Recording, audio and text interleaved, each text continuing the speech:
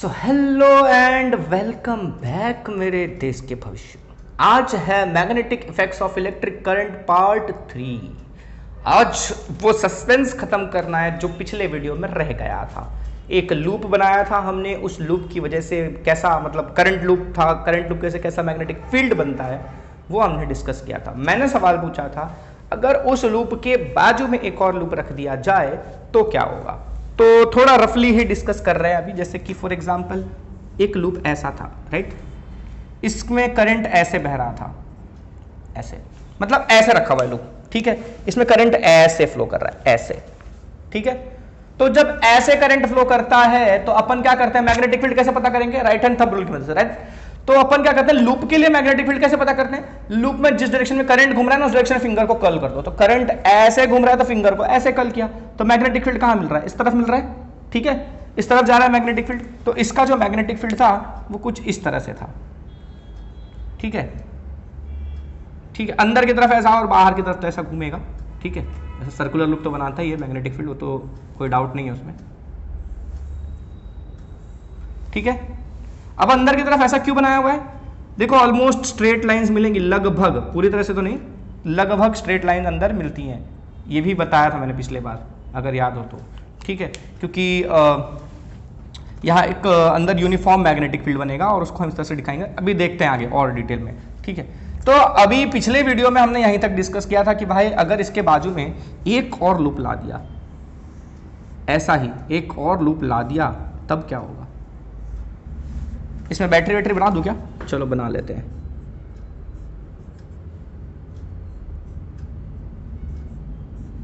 ठीक है, तो अब क्या होने वाला है, अब बताओ।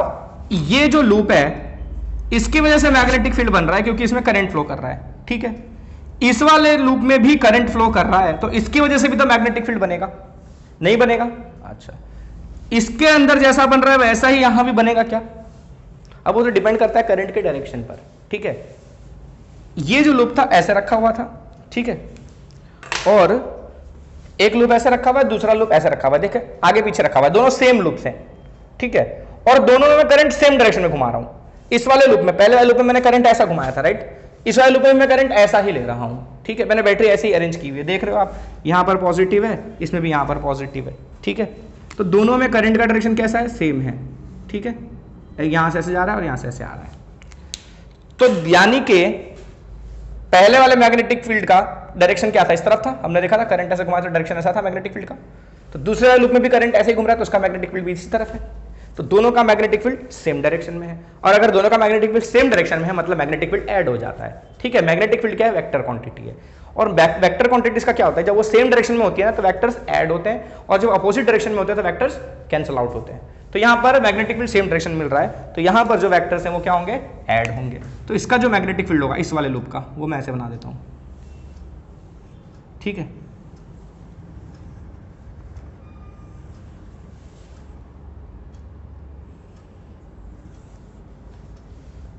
डायरेक्शन ऐसा ही होगा, अंदर की तरफ ऐसा और बाहर की तरफ इस तरह से, यहां पर ऐसा और बाहर ऐसा। मानते हो मेरी बात। तो देखो ये इंटरसेक्शन नहीं समझना है आपको, ठीक है। यहाँ इंटरसेक्शन नहीं हो रहा है, ठीक है। ये दिख रहा है, मैंने बनाया ऐसा है कि आपको लगेगा कि इंटरसेक्ट हो रहा है, पर एक्चुअली कोई इंटरसेक्शन नहीं हो रहा है। बात खाली इतने रीजन की करनी है, ये ऊपर वाले को छोड़ दो, अपन इस रीजन को देख रहे हैं। तो इस रीजन में देखो, पहले ये वाला जो था ना, ठीक है, इस वाले लूप का, इस वाले का ब्लैक से दिखाया मैंने, तो इन सबका डायरेक्शन इधर था, और ये जो ब्लू वाला है वो इस लूप का मैग्नेटिक फील्ड है, वो भी इस तरफ है। तो दोनों मैग्नेटिक फील्ड एक ही डायरेक्शन में, दोनों मैग्नेटिक फील्ड क्या हो जाएंगे, ऐड हो जाएंगे। पहले इस रीजन में, ठीक है, ब्लू वाली लाइंस नहीं थी, ये लूप नहीं था, खाली एक ही लूप था, तो ब्लैक वाली लाइंस थी, 1 2 3 4, राइट, 4 लाइंस थी, ठीक है। तो 4 लाइन से मैग्नेटिक फील्ड डिस्क्राइब हो रहा था, 4 ही बनाई थी, ऐसे तो हम बहुत सारे बना सकते हैं। अब एक नया लूप जब ला दिया मैंने बगल में, तो उसके से ब्लू वाली लाइंस भी आ गई। तो अब इसी रीजन में देखो, इस रीजन में पहले 4 लाइन थी, अब 8 लाइन आ गई, बराबर है ना। अब उसी रीजन में पहले जब 4 लाइन थी अब 8 लाइन आ गई, इसका क्या मतलब, हमने मतलब मैग्नेटिक फील्ड लाइंस की प्रॉपर्टी डिस्कस की थी, उसमें मैंने ये बताया था कि अगर कम एरिया में ज्यादा लाइंस आ रही हैं, कम एरिया में ज्यादा मैग्नेटिक फील्ड लाइंस है, मतलब क्राउडेड दिखाया जा रहा है मैग्नेटिक फील्ड लाइंस को, इसका मतलब वहां मैग्नेटिक फील्ड स्ट्रांग है, ठीक है। तो पहले 4 लाइन थी तो मैग्नेटिक फील्ड की कुछ वैल्यू थी, अब वहां 8 लाइन दिख रही है, मतलब मैग्नेटिक फील्ड स्ट्रांग हो गया है, क्राउडेड बनेंगे लाइन, हमने क्राउडेड लाइन ली है मतलब ज्यादा मैग्नेटिक फील्ड आया, और वैसे भी समझ सकते हैं, इसका मैग्नेटिक फील्ड, इसका मैग्नेटिक फील्ड, दोनों का मैग्नेटिक फील्ड एक ही डायरेक्शन में ऐड हो गया तो मैग्नेटिक फील्ड बढ़ गया, यानी यहां मैग्नेटिक फील्ड क्या हो गया, स्ट्रांग हो गया। समझ में आ रहा है? एक की वजह से जितना मिलता है दो की वजह से उसके डबल मिलेगा ऑलमोस्ट। ठीक है, अगर तीसरा लूप लगा दूं और बढ़ जाएगा, एक और लूप लगा दूं और बढ़ जाएगा, यानी ऐसे बहुत सारे लूप्स लाइन से ऐसे अरेंज कर दूं अगल बगल में, पास पास 2 3 4 5 ऐसे बहुत सारे लूप्स अगल बगल में लगा दूं तो वहां और स्ट्रांग मैग्नेटिक फील्ड ऑब्टेन की जा सकती है। बराबर है? अच्छा, अब इसमें एक प्रॉब्लम है।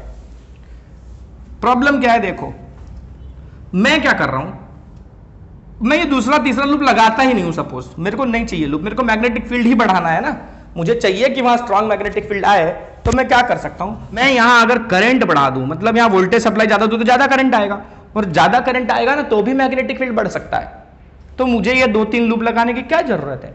ठीक है ना? अच्छा चलो मान लो मेरे पास लिमिटेशन है कि मेरे पास बैटरी एक ही पर्टिकुलर वोल्टेज की है, 10 ही वोल्ट की बैटरी है सारी की सारी, तो मैं करंट बढ़ा नहीं सकता, मेरे पास लिमिटेशन है भाई, 10 वोल्ट की बैटरी है तो उसी हिसाब से करंट बनेगा। तो उस केस में हम ऐसा कर सकते हैं, ठीक है, 10 वोल्ट 10 वोल्ट 10 वोल्ट 10 वोल्ट ऐसा, राइट? पर फिर भी मेरा कोई फायदा नहीं है उसमें, क्यों? मेरी एनर्जी का कंजम्पशन हो ही रहा है, मेरी ज्यादा एनर्जी जा रही है। मैं क्या चाहता हूं, मैं 10 वोल्ट की एक ही बैटरी लूं, 10 वोल्ट की एक ही बैटरी लूं, मुझे ऐसे कई लूप बनाने से बेहतर है, मैं चाहता हूं कि ये एक ही बैटरी से इन सारे लूप्स का फायदा उठाया जा सके। समझ में आ रहा है क्या कह रहा हूं? आपको ऐसे 10-12 लूप यहां लगाने हैं तो हर लूप के साथ आप एक एक बैटरी लगाओगे, ठीक है, और अगर हर लूप के साथ आप एक एक बैटरी लगाओगे तो इतनी सारी बैटरी लगेगी, 10 लूप के साथ 10 बैटरी लगेगी। मैं चाहता हूं मैं एक ही बैटरी लगाऊं लेकिन 10 लूप के बराबर फायदा उठा सकूं। तो उसके लिए मुझे क्या करना पड़ेगा? तो मुझे उसके लिए कुछ ऐसा अरेंजमेंट करना पड़ेगा, मैं एक ही वायर लेता हूं, ठीक है, और उस एक ही वायर को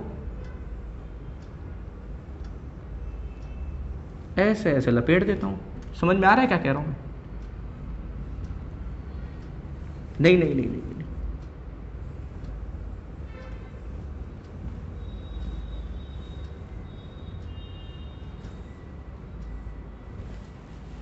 मैं क्या कर रहा हूं, एक ही वायर को, ये वायर मैंने लिया और इसको ऐसे ऐसे ऐसे ऐसे ऐसे ऐसे लपेट के ऐसा रख दिया।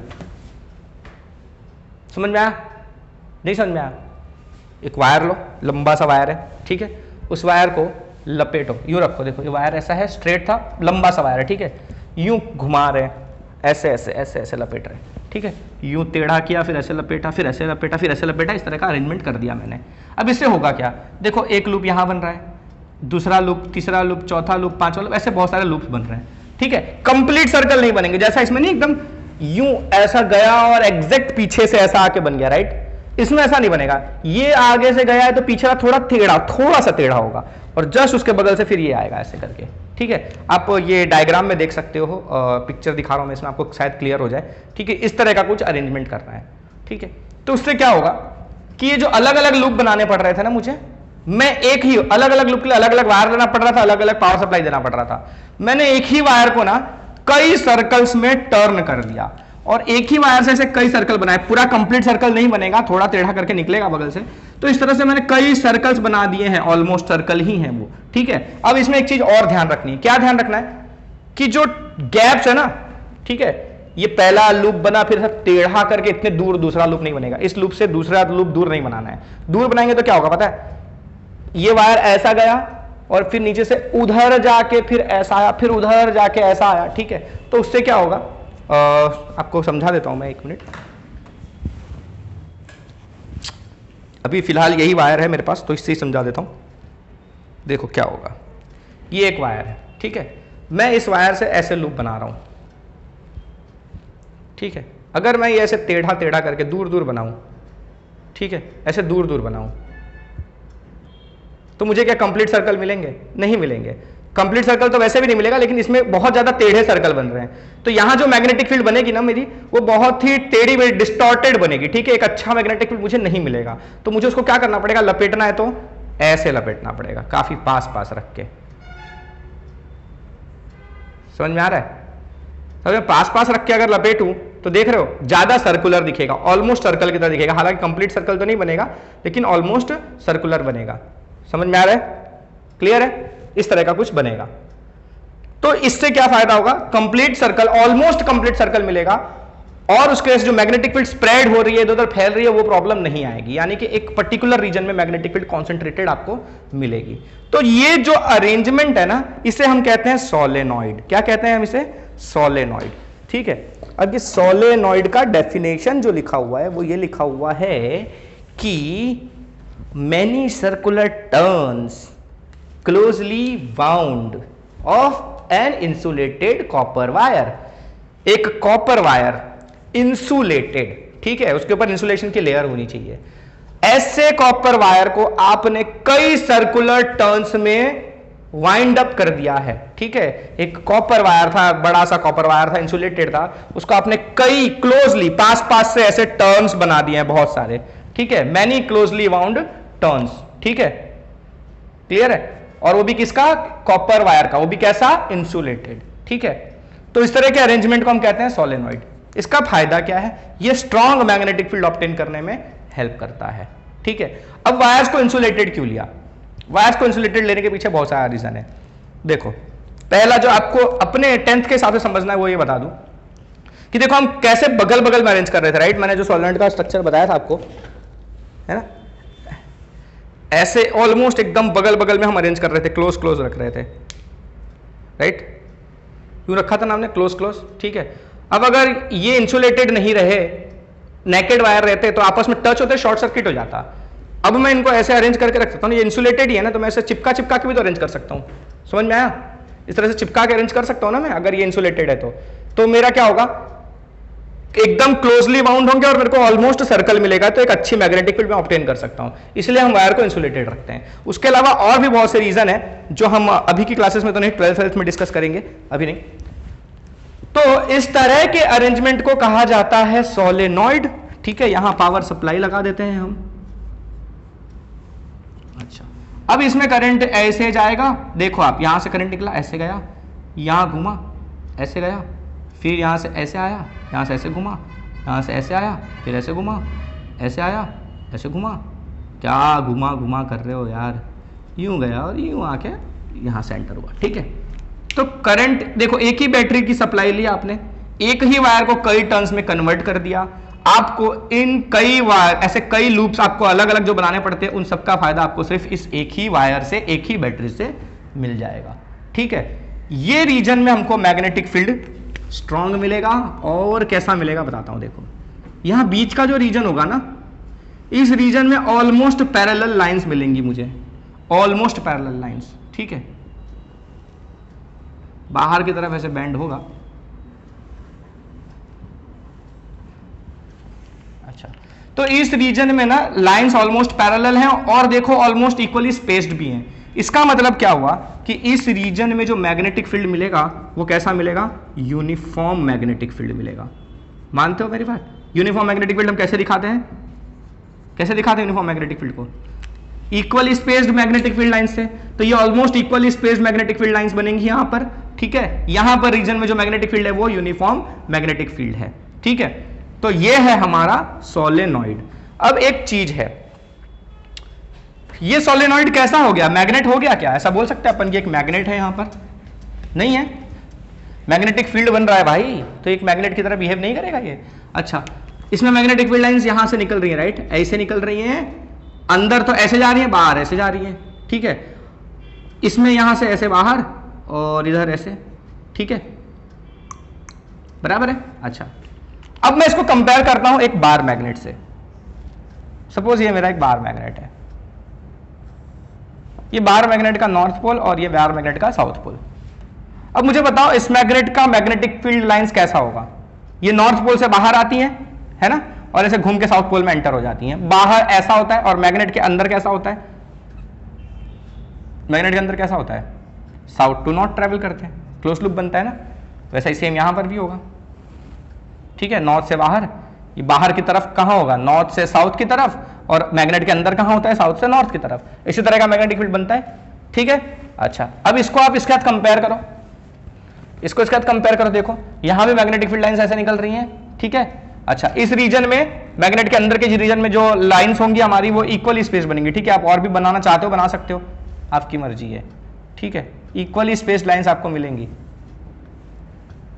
तो यहां पर मैग्नेट के रीजन में क्या है, यूनिफॉर्म मैग्नेटिक फील्ड, अंदर के रीजन में तो यूनिफॉर्म मैग्नेटिक फील्ड होता है, बाहर वाले थोड़ा अलग हो, ठीक है।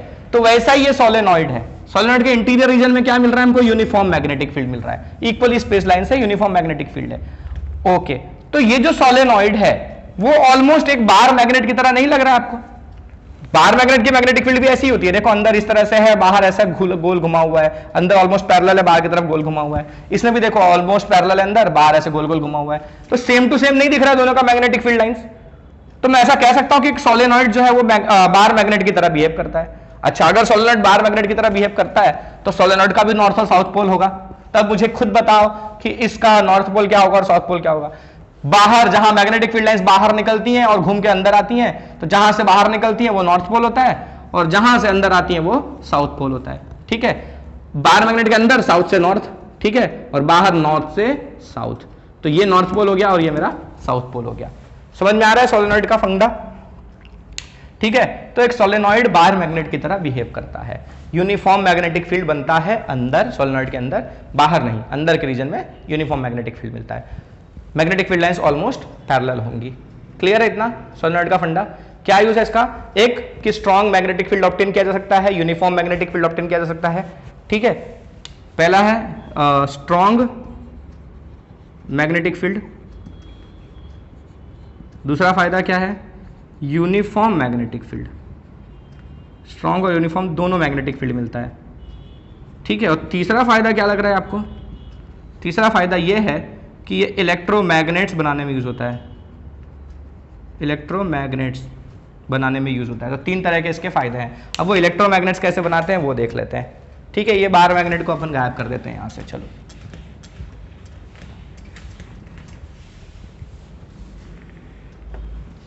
इतना सब अरेंजमेंट करके रखा था, सोलेनॉइड वोलेनॉइड बना के रखा था।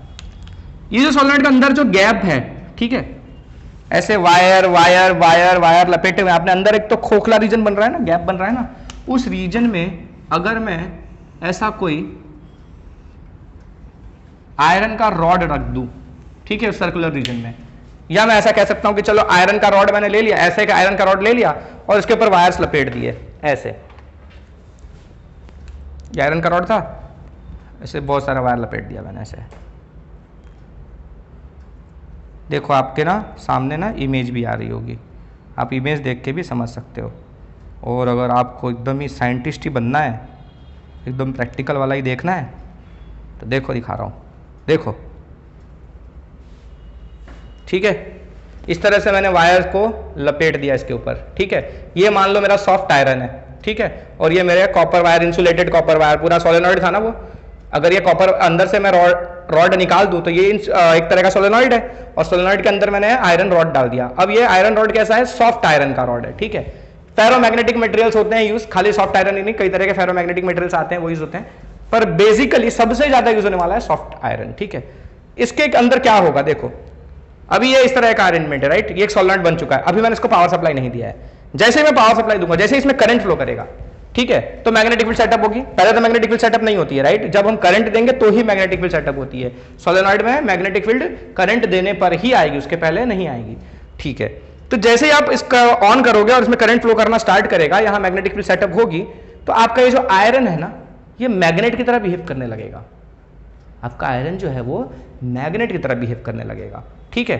आप देख सकते हो यहां पर डायग्राम मैंने बताया हुआ है। तो आयरन जो मैग्नेट की तरह बिहेव करने लगेगा, अगर आप उस आयरन के पास कोई चीज लेकर गए तो वो फटाक से, जैसे कोई अट्रैक्ट, मतलब जो मैग्नेटिक मटेरियल्स होते हैं, जैसे कि दूसरा कोई आयरन है, निकल है, जो भी चीजें मैग्नेट से अट्रैक्ट होती हैं, वैसी चीजें अगर आप इस आयरन के पास ले जाओगे, जो कि सोलेनॉइड में अंदर राउंड अप किया हुआ है, जिसके ऊपर आपने सोलेनॉइड बनाया हुआ है और इसमें करंट सप्लाई दिया हुआ है, तो ये मैग्नेट बन चुका है। इसके पास आप ऐसी कोई चीज लाते हो जो मैग्नेट से अट्रैक्ट हो सकता है, वो सारी चीजें इससे अट्रैक्ट हो जाएंगी। आयरन लाओ अट्रैक्ट हो जाएगा, निकल लाओ अट्रैक्ट हो जाएगा, क्रोमियम लाओ अट्रैक्ट हो जाएगा।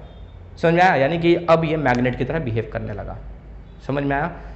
और ये कब तक मैग्नेट की तरह बिहेव करेगा? सिर्फ तब तक जब तक आपने पावर सप्लाई ऑन रखा है। जैसे आपने पावर सप्लाई बंद किया, मैग्नेट छूमंतर, ठीक है। तो ये मेरा एक सपोज आयरन का रॉड था, ठीक है, इसके ऊपर वायर लपेटा हुआ था, इंसुलेटेड वायर, ठीक है। चलो इसको थोड़ा लंबा बना लेते हैं। इतने रीजन में लपेटा था, ये मेरा पावर सप्लाई, ये मेरा की। अभी की कैसा ओपन रखा है मैंने, ठीक है, यहाँ 2-3 कीलियाँ रख दी मैंने, ठीक है। अभी ये की ओपन है, यानी कि इसमें कोई करंट फ्लो नहीं कर रहा है। सोलेनॉइड है, सोलेनॉइड के अंदर मैंने आयरन का रॉड पास किया हुआ है, सॉफ्ट आयरन, ये मेरा सोलेनॉइड। की क्लोज किया, जैसे की क्लोज किया करंट फ्लो करना स्टार्ट होगा। करंट फ्लो करना स्टार्ट होगा, इस सोलेनॉइड के अंदर मैग्नेटिक फील्ड जनरेट होगा। मैग्नेटिक फील्ड जनरेट होगा, यूनिफॉर्म मैग्नेटिक फील्ड, वो इस सॉफ्ट आयरन को क्या करेगा, मैग्नेटाइज कर देगा, यानी इसको एक मैग्नेट बना देगा। तो जैसे ही ये मैग्नेट बनेगा, धड़ाक से ये जो कील है हमारी यहां पर पड़ी हुई थी, वो जाके ऊपर चिपक जाएंगी, ठीक है, वो ऊपर जाके चिपक जाएंगी। ये कब तक होगा, जब तक आपने पावर सप्लाई ऑन रखा है। जैसे ही आपने पावर सप्लाई कट किया, ठीक है, फिर से ये आपकी कील नीचे आके धमाक से गिर जाएंगी, ठीक है, छोड़ देगा ये इसको। अब ये मैग्नेट नहीं रह गया, क्योंकि सोलेनॉइड के अंदर से मैग्नेटिक फील्ड गायब हो गया। तो इस तरह के मैग्नेट को हम कहते हैं इलेक्ट्रोमैग्नेट। क्यों इलेक्ट्रोमैग्नेट? क्योंकि ये इलेक्ट्रिसिटी की वजह से बना हुआ मैग्नेट है। जब तक इलेक्ट्रिक करंट फ्लो करेगा तब तक ये मैग्नेट है, जब तक जैसे आपने इलेक्ट्रिक करंट हटा दिया ये मैग्नेट नहीं रहेगा, ठीक है। इसीलिए इसको हम कहते हैं इलेक्ट्रोमैग्नेट। ये ऐसा मैग्नेट है जो इलेक्ट्रिसिटी पे वर्क करता है, बराबर है। जो दूसरा टाइप का मैग्नेट आता है, जो हम आसपास देखते हैं, खेलने मिलने में यूज करते हैं, ठीक है, जो हर वक्त मैग्नेट ही होता है, उसे हम परमानेंट मैग्नेट कहते हैं। वो horse shoe magnet, needle magnet, ये सब जो मैग्नेट्स हैं उनको हम परमानेंट मैग्नेट कहते हैं, क्योंकि उनको ना ऐसा नहीं कि आप करंट सप्लाई दोगे तो ही वो मैग्नेट की तरह बिहेव करेंगे, ठीक है। ठंडी में काम करेंगे, गर्मी में काम नहीं करेंगे। वो मैग्नेट है भाई, वो हर टाइम जब भी रात को उठा के बोलो भाई ये लोहा चिपका ले तो चिपका लेगा, ऐसा नहीं बोलेगा कि भाई नहीं नहीं अभी सो रहा हूं, ठीक है। तो ये परमानेंट मैग्नेट्स है, एनी टाइम मैग्नेट की तरह बिहेव करते हैं। इस तरह के अरेंजमेंट को हम इलेक्ट्रोमैग्नेट कहते हैं। ये परमानेंट मैग्नेट्स नहीं होते हैं, ये टेम्पररी मैग्नेट्स होते हैं। जब आप करंट दोगे मैग्नेट बनेगा, जैसे करंट हटा दिया मैग्नेटिज्म खत्म, ठीक है। अच्छा, तो इसका फायदा क्या है? ये इतना इलेक्ट्रिसिटी खर्चा करके इलेक्ट्रोमैग्नेट क्यों बनाने का भाई, जब ये मैग्नेट भी चिपका ही रहा है तो ये आपको चिपकाने का इतना क्या शौक चढ़ा है कि फालतू में इलेक्ट्रिसिटी चढ़ा रहे हो। इसका फायदा यह है कि यहां पर ना हम मैग्नेटिक फील्ड को कंट्रोल कर सकते हैं। आपके पास एक मैग्नेट है, उसकी मैग्नेटिक फील्ड अपने हिसाब से है, एक स्ट्रेंथ है उसकी, उसको जितना अट्रैक्ट करना है वो उतना ही अट्रैक्ट करेगा, उससे ज्यादा आप उसको बढ़ा नहीं सकते ना आप उसको कम कर सकते हो। लेकिन इलेक्ट्रोमैग्नेट के मैग्नेटिज्म को आप चेंज कर सकते हो। आप चाहो तो उसके मैग्नेटिक फील्ड को स्ट्रांग कर दो, चाहो तो उसके मैग्नेटिक फील्ड को वीक कर दो। सब कुछ करने के लिए आपको खाली करंट चेंज करना है। आपने करंट बढ़ा दिया, मैग्नेटिक फील्ड स्ट्रांग हो जाएगी। आपने करंट कम कर दिया, मैग्नेटिक फील्ड वीक हो जाएगी। तो जैसी आपकी रिक्वायरमेंट है, आप एक ही मैग्नेट को कई तरह के यूज में ला सकते हो, ठीक है, क्लियर है। उसके अलावा यह भी है कि भाई फॉर एग्जाम्पल कुछ क्रेन वगैरह होता है, ठीक है, जो स्क्रैप यार्ड्स जो होते हैं ना, जहां भंगार वंगार सब जमा किया जाता है, उसमें से लोहे वोहे की चीजों को अलग करना है ना, तो वहां पर ना एक क्रेन में ना एक अलग सा ऊपर से एक स्लैब जैसा लगा रहता है मैग्नेट का, ठीक है। आप देख सकते हो इमेज में, इस तरह का कुछ होता है। तो वो जो होता है ना, बंदा ऐसे ले आएगा स्क्रैप के ऊपर, स्विच ऑन करेगा, करंट फ्लो करेगा, तो वो इलेक्ट्रोमैग्नेट होता है वो, ठीक है, वो एक्टिवेट हो जाएगा।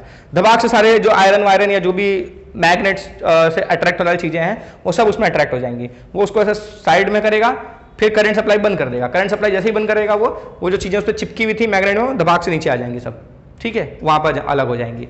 तो इस तरह से वो सेपरेट करने में, आयरन की चीजें अलग करने में हेल्प कर सकता है, ठीक है। और उस केस में क्या हुआ कि अगर वहां पर आप परमानेंट मैग्नेट यूज कर लो, सोचो अगर आप वहां पर परमानेंट मैग्नेट यूज करो, इलेक्ट्रोमैग्नेट नहीं यूज किया, आप ले आए, उसने सारे आयरन और सब चीजें तो अट्रैक्ट कर ली, फिर आप इधर ले गए, आपको नीचे गिराना था, तो गिरेगा वो तो चिपका हुआ ही रहेगा ना, नहीं गिरने वाला है। क्या पकड़ पकड़ खींचोगे? तो मतलब क्या है, समझ में आया? तो इसीलिए इलेक्ट्रोमैग्नेट्स ज्यादा यूजफुल हैं, इसलिए हम इस तरह के इलेक्ट्रोमैग्नेट्स बनाते हैं। क्लियर है? पक्का? अच्छा, तो यहां तक तो मेरे हिसाब से समझ में आ गया होगा लोगों को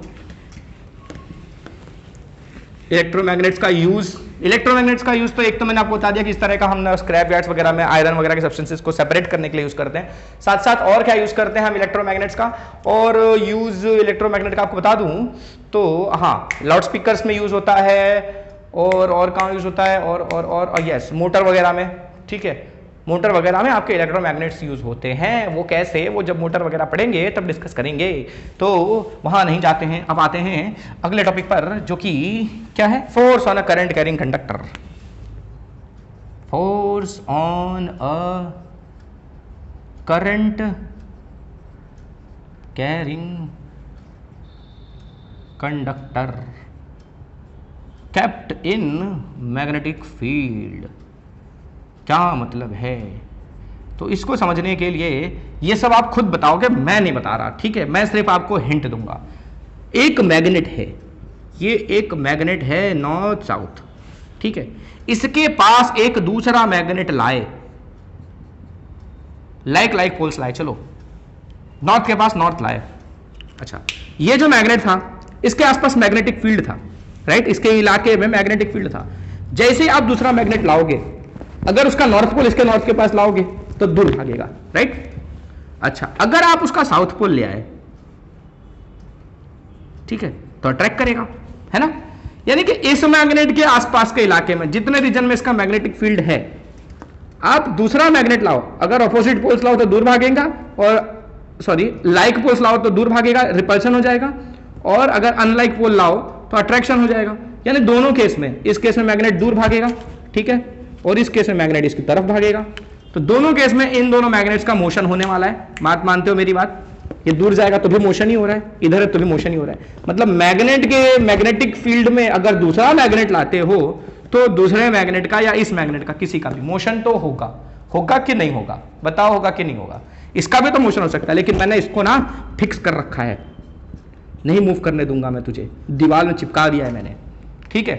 तो ये तो मूव कर नहीं सकता, तो कौन मूव करेगा? इनमें से कोई मूव कर सकता है? ठीक है, लाने की कोशिश की, धक्का लगा, दूर भाग जाएगा, इसको लाया पास में तो ये चिपक जाएगा आके।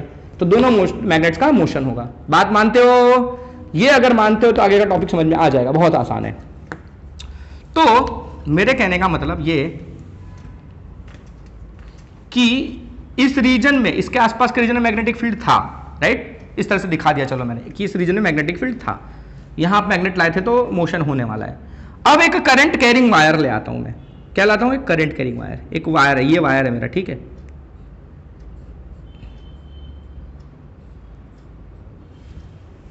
ये वायर है, ठीक है। चलो इसको अलग दिखा देते हैं, ठीक है, ये मेरा वायर है। अब इसमें करंट फ्लो कर रहा है। आपने पीछे के टॉपिक्स में देखा कि एक करंट कैरिंग वायर जो होता है ना, उसके आसपास मैग्नेटिक फील्ड होता है, वो भी एक मैग्नेट की तरह बिहेव करता है। पढ़ा था कि नहीं पढ़ा था? एक करंट कैरिंग वायर भी मैग्नेट की तरह बिहेव करता है, ठीक है। तो ये वायर में करंट अगर फ्लो कर रहा है तो ये भी तो एक मैग्नेट है कि नहीं है? अच्छा, इस मैग्नेट का आसपास मैग्नेटिक फील्ड है, वहां पर आप ये वायर लाए, करंट कैरिंग वायर लाए, मतलब आप एक मैग्नेट ही ला रहे हो। तो अगर आप एक मैग्नेट ला रहे हो मैग्नेटिक फील्ड में, तो मैग्नेट का मोशन होना है कि नहीं होना है? अभी देखा ना हमने, ठीक है। मैग्नेटिक फील्ड में एक मैग्नेट लाओगे तो उसका मोशन होगा, या तो रिपल्शन होगा तो अट्रैक्शन होगा, लेकिन मोशन तो होगा। सेम इसके लिए भी है, ये भी एक मैग्नेट ही है, करंट कैरिंग वायर एक तरह का मैग्नेट ही है। आप मैग्नेट यहां लाए, इसका मोशन होगा। तो यही होता है कि जब आप एक करंट कैरिंग वायर को मैग्नेटिक फील्ड में ले जाते हो ना, तो उसका मोशन होता है, ठीक है, वो मूव करने लगता है। अब वो किस तरह से मूव करेगा, ठीक है। चलो, मैग्नेट तो अपने को पता है कि उसमें नॉर्थ साउथ पोल था, आपने देखा कि अनलाइक पोल्स थे तो पास आ जाएगा, लाइक पोल्स थे तो दूर चला जाएगा, ठीक है। तो इस केस में किस तरह का मोशन होगा, ये कैसे पता चलेगा? तो देखो, इसमें करंट वरेंट का डायरेक्शन देख के अपन आराम से बता सकते हैं, ठीक है। इसके लिए अपन को एक सिंपल सा रूल यूज करना है, जिसे हम कहते हैं फ्लेमिंग्स लेफ्ट हैंड रूल। हालांकि हम राइट हैंड रूल से भी निकाल सकते हैं, राइट हैंड थंब रूल जो हमने पढ़ा ना, उससे भी हम निकाल सकते हैं, पर मैं वो नहीं बताऊंगा। क्यों नहीं बताऊंगा? क्योंकि अगर मैं वो बताने जाऊंगा तो आप हो जाओगे कंफ्यूज, ठीक है। वो वेक्टर्स का टॉपिक है, जब तक आप वेक्टर्स को डिटेल में नहीं समझ सकते, आप क्रॉस प्रोडक्ट क्या होता है वो सब नहीं समझोगे, तो ये थंब रूल बताऊंगा ना तो मजा नहीं आएगा। तो फिलहाल जो हमारी बुक में दिया है उस हिसाब से ही समझ लो, ठीक है, वही ठीक है। तो फ्लेमिंग्स लेफ्ट हैंड रूल क्या है? ये यही है ना मेरा लेफ्ट हैंड, हाँ यही है लेफ्ट हैंड, ठीक है। इस तरह से रखना है, 3 उंगलियां, पहली दूसरी तीसरी परपेंडिकुलर एक दूसरे के, ठीक है। तो ये तीनों एक दूसरे के परपेंडिकुलर है। अब इसमें ना क्या करना है, ये जो ऊपर का पोर्शन है ये है एफ, फोर्स का डायरेक्शन, ये है पॉइंट, ये इंडेक्स फिंगर जो है, ये मैग्नेटिक फील्ड बी, और ये है आई, एफ बी आई, ठीक है। हॉलीवुड की 70% फिल्मों में FBI ही होता है, उसमें हीरो जो होता है ना वो FBI का एजेंट होता है, और अक्सर विलन भी FBI का ही एजेंट होता है। खाली FBI भी पिक्चर बनाना आता है उनको, ठीक है। कभी CBI पे बना के देखो, और हमारे यहाँ सोनी टीवी के CID पे बना के देखो, ठीक है। तो ये FBI आपको इस तरह से याद रखना है, याद रहेगा। ये रहा फिगर में आप देख सकते हो, FBI में F क्या है? FBI, F है फोर्स यानी कि मोशन का डायरेक्शन, B है मैग्नेटिक फील्ड, और आई तो भाई करंट ही होता है, अपने को पता है, ठीक है। तो कैसे याद रखेंगे? तो फोर्स का डायरेक्शन, मतलब अगर एक करंट कैरिंग वायर है, अगर आप उसको मैग्नेटिक फील्ड में ले जा रहे हो तो वो मोशन कर रहा है। कैसे मोशन करेगा भाई? फोर्स लग रहा है तो ही तो मोशन कर रहा है, उसके ऊपर फोर्स लग रहा है, ठीक है। ये चीज को अब मोशन में लाना है तो उसको फोर्स देना पड़ेगा ना, अनबैलेंस फोर्स देना पड़ता है, अभी ज्यादा न्यूटन का लॉ मत लगाना, चलो ठीक है। फोर्स लगेगा तो मोशन करेगा। तो ये जो current carrying wire magnetic field में आते ही मोशन करना लगता है, तो क्यों मोशन करता है? क्योंकि उस पर फोर्स लगता है। तो फोर्स और मोशन दोनों को मैंने एक ही उससे दिखाया हुआ, राइट। फोर्स लगेगा तो मोशन होगा, ठीक है। तो फोर्स का डायरेक्शन वही मोशन का डायरेक्शन। इसमें मैं इस तरफ फोर्स दूंगा तो इस तरफ जाएगा, इस तरफ फोर्स दूंगा तो इस तरफ जाएगा, ठीक है। तो इसलिए फोर्स और मोशन का डायरेक्शन सेम है। तो ये रहा मेरा एफ, फोर्स का डायरेक्शन यानी कि मोशन का डायरेक्शन, ये मैग्नेटिक फील्ड और ये करंट। तो मैग्नेटिक फील्ड और करंट मुझे दिया हुआ है, मुझे अगर मैग्नेटिक फील्ड का डायरेक्शन और करंट का डायरेक्शन पता है तो मैं फोर्स यानी कि मोशन का डायरेक्शन पता कर सकता हूं कि मेरा कंडक्टर किस तरफ जाएगा। एक एग्जांपल के तौर पर देख लेते हैं, चलो इसको मिटा देते हैं।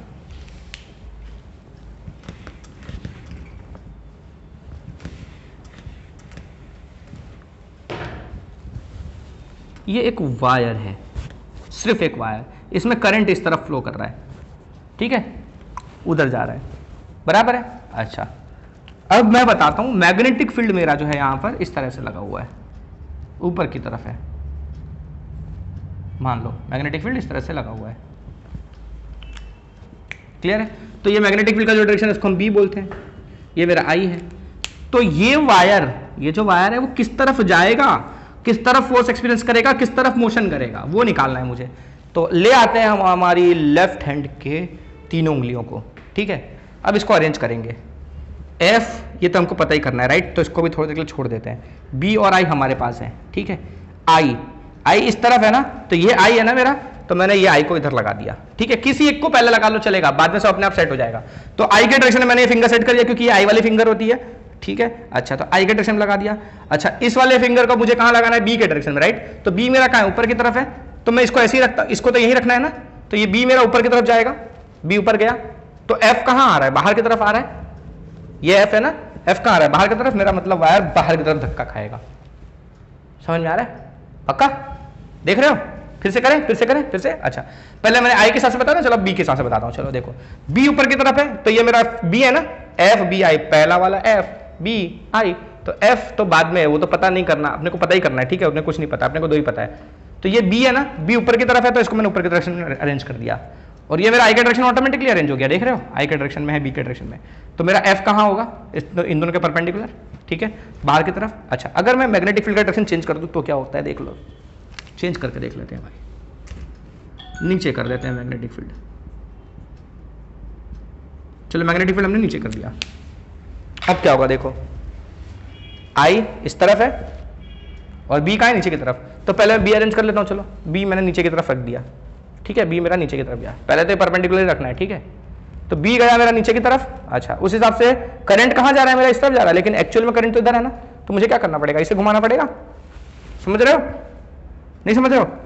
बी नीचे की तरफ है और करंट ऐसा है, बी नीचे, करंट मेरा इस तरफ। तो एफ कहां जा रहा है? थंब कहां जा रहा है? अंदर जा रहा है, क्लियर है। बी एफ और ये आई, आई मेरा इस तरफ है, बी मेरा नीचे की तरफ है। तो फोर्स कहां लग रहा है? अंदर की तरफ, यानी इस केस में अंदर जाएगा। और वैसे नहीं पता चलता है तो ऊपर की तरफ में देखो, आपको पता ही चल रहा था ना, ऊपर की तरफ में पता ही चल रहा था भाई। कैसा था हमारा? आई ऐसा था, बी ऐसा था, तो एफ बाहर की तरफ आ रहा था। तो आप इनमें से कोई भी एक रिवर्स करो, अगर दोनों में से कोई भी एक रिवर्स होता है तो फोर्स का डायरेक्शन चेंज हो जाएगा, ऑटोमेटिकली अपोजिट हो जाएगा। मतलब अगर बी ऊपर के बदले नीचे कर दिया तो भी फोर्स का डायरेक्शन चेंज हो जाएगा, और बी वैसा का वैसा रखा, खाली करंट का डायरेक्शन उल्टा कर दिया तो भी फोर्स का डायरेक्शन चेंज हो जाएगा, उल्टा हो जाएगा। नहीं समझ आ रहा है? कंफ्यूज हो रहे हो क्या? पक्का नहीं ना? पक्का? हाँ, तो भाई ऐसे रखना है। देखो, एक और एग्जाम्पल ले लेते, चलो एग्जाम्पल करेंगे ना तो टॉपिक्स क्लियर होंगे। अब मैंने ले लिया ना, करंट का डायरेक्शन ऐसा है ऊपर की तरफ इसमें वायर में, और मेरा मैग्नेटिक फील्ड का डायरेक्शन ऐसा है।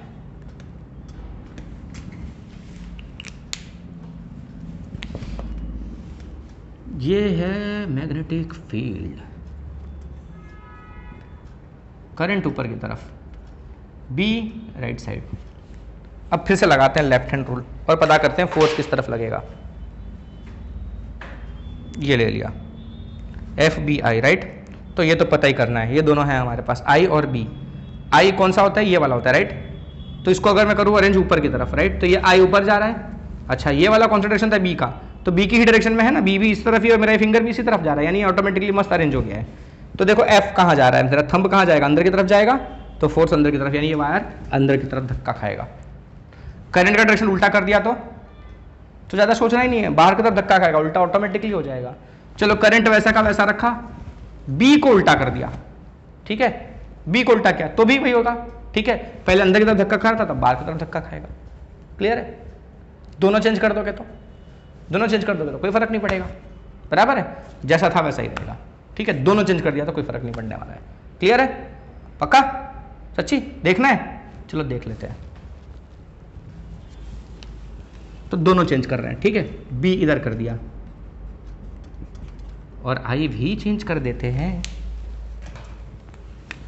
आई को नीचे कर दिया। अब फिर से समझते हैं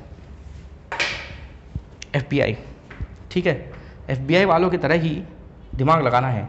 तो B कहाँ है, इस तरफ, तो ये रहा ना B, ओ ये रहा B ऐसे, ठीक है। B को उधर भेज दिया, अभी B गया उधर, I कहाँ है, I कहाँ है, नीचे है, तो I नीचे है, ठीक है। फोर्स कहाँ लग रहा है, अंदर की तरफ, यानी ये फिर से अंदर ही जा रहा है। तो मैंने बताया था अगर दोनों चेंज कर दोगे तो कोई फर्क नहीं पड़ता, ठीक है। क्लियर है? अच्छा, ये तो वायर की बात हो गई। अब अगर वायर में करंट ना देके मुझे ये बोला है कि भाई साहब एक इलेक्ट्रॉन है, एक इलेक्ट्रॉन ये जा रहा है इस तरफ, और जिस रीजन में जा रहा है इस रीजन में मैग्नेटिक फील्ड है ऊपर की तरफ। तो अब बताओ कि ये जो इलेक्ट्रॉन है इसको किस तरफ फोर्स लगेगा, बताओ जल्दी बताओ, किस तरफ फोर्स लगेगा। यार आप तो करंट के हिसाब से बता रहे थे, यहां तो इलेक्ट्रॉन ले आए, तो चिंता ना करो बच्चों, इलेक्ट्रॉन के फ्लो को करंट भी तो बोलते हैं। तो करंट का डायरेक्शन हम यहां से पता कर सकते हैं। कैसे पता कर सकते हैं? देखो, इलेक्ट्रॉन इस तरफ जा रहा है तो करंट किस तरफ होगा, इसी तरफ होगा क्या? ना बच्चा ना, करंट का डायरेक्शन इलेक्ट्रॉन के ऑपोजिट होता है, ठीक है। इस तरफ इलेक्ट्रॉन जा रहा है तो करंट इस तरफ जाएगा, यानी कि आई का डायरेक्शन आपका इस तरफ हो गया और बी ऊपर की तरफ दिया हुआ है आपको। तो आप निकालोगे लेफ्ट हैंड रूल से, फ्लेमिंग के लेफ्ट हैंड रूल से। कैसे निकालोगे? ये रहा लेफ्ट हैंड रूल, करंट तीसरा वाला करंट होता है, करंट ऐसा है, ठीक है। इसको करंट के डायरेक्शन में अरेंज कर दिया, मैग्नेटिक फील्ड ऊपर था तो ये मैग्नेटिक फील्ड है, इसको ऊपर अरेंज करो, ठीक है। करंट ऐसा, मैग्नेटिक फील्ड ऊपर, तो ये जा रहा है कहां, अंदर, तो फोर्स कहां लगेगा, अंदर, इलेक्ट्रॉन अंदर की तरफ भागेगा। क्लियर है? पक्का? और अगर यहां इलेक्ट्रॉन की जगह प्रोटॉन रख दिया जाए प्लस E, जिसको हम P से भी डिनोट कर सकते हैं, तो क्या होगा? तो करंट का डायरेक्शन कैसे पता करेंगे? इलेक्ट्रॉन से तो समझ में आता है कि इलेक्ट्रॉन के ऑपोजिट डायरेक्शन में होता है भाई, तो जिस डायरेक्शन में प्रोटॉन जाता है वो डायरेक्शन ही तो तुम्हारा करंट का डायरेक्शन है। समझ में आया?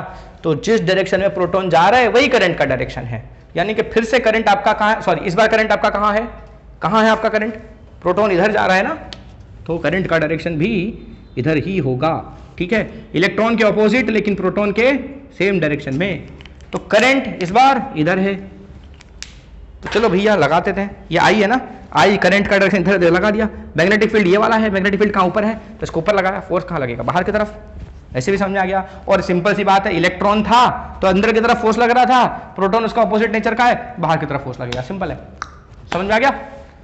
तो मेरे हिसाब से ये वाला कॉन्सेप्ट तो आपको पता चल गया होगा, ठीक है, कि लेफ्ट हैंड रूल कैसे यूज करना है। बहुत ही इंपॉर्टेंट रूल है, ठीक है। इसमें जो थंब होता है लेफ्ट हैंड रूल में, thumb shows the direction of force और motion of the conductor, the index finger shows the direction of magnetic field, whereas the middle finger shows the direction of current। Clear है? तो ये left hand rule किसका, Fleming का दिया हुआ rule है, ठीक है। तो ये हो गया, दुम खत्म करते हैं आज, पक्का?